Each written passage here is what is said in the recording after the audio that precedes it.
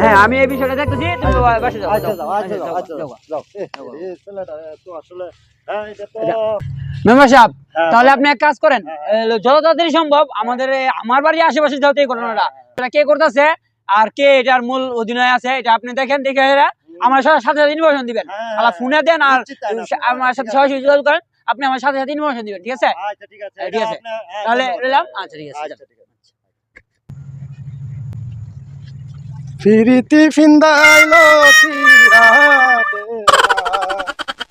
আগে তো এই তোমরা কি লগে কি আছে সব লগে যাইতা তোমরা কেডা হ্যাঁ তোমরা কেডা এই তোমরা কেডা এই তোমরা বাড়ি কই এই তোমরা কি আরাম তোমরা বাড়ি কই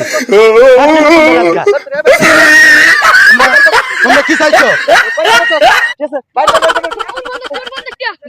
ভাই সুর ধরছি ডাহাত ধরছি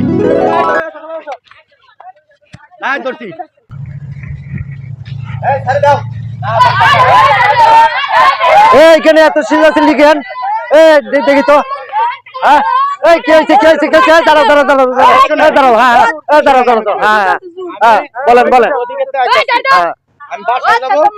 আমি বাসায় যাবো তাহলে আমার কাছে ওই যে মানি ব্যাগ ছিল, আচ্ছা একটা মোবাইল ছিল, এগুলা তারা কারাকারি করে নিয়ে চলে যাইতেছে। তখন আমি হইহুল্লা করে তখন আমি আটকাইছি অনেক এলাকার মাতাব্বর, তার কাছে আমি নিয়ে যাবো। ভালো কথা কিছুদিন আগেও এরকম একটা ঘটনা হয়েছে। হ্যাঁ মরল আমি জানা লাগছে আছে মল্লার কাছে লিয়ে যাই আমরা, ঠিক আছে? মল্লা বিচারটা করবো না।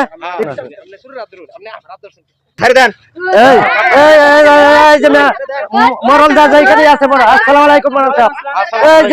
আপনার এই যে আসামি ধরা খাইছে।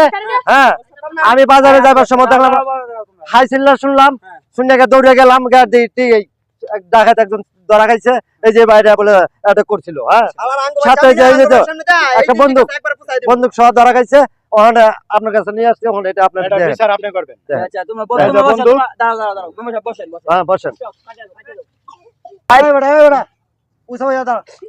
বাড়ি কই? মুম্বাই।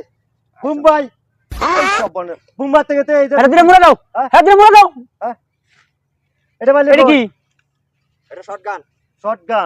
এটা তো সেনাবাহিনী করে হাতে থাকে। সেনাবাহিনী করে হাতে থাকে। টিনের ভাঙার ফার থেকে আমি কিনছি। কত টাকা কিনছিস এগুলা? ওটা 20,000 টাকা দিয়ে কিনছি। 20,000 টাকা দিয়ে এগুলা কিনছস?